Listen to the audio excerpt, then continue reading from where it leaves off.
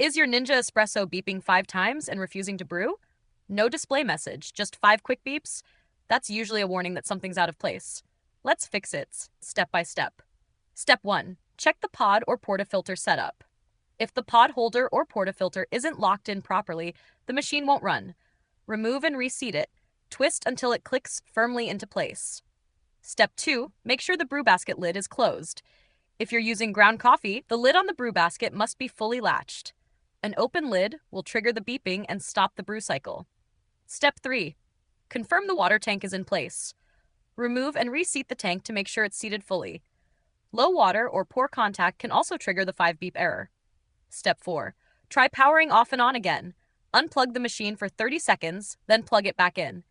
If the beeping continues after everything's correctly positioned, it may be a sensor issue. Still beeping after all that? There could be a fault with the lid sensor, brew group, or internal safety lock. Support info is in the description if you need help from Ninja directly. If this helped, subscribe to No Filler Fixes for more fast appliance guides. Got another issue? Drop it in the comments, we might feature it next. Thanks for watching, and enjoy your coffee.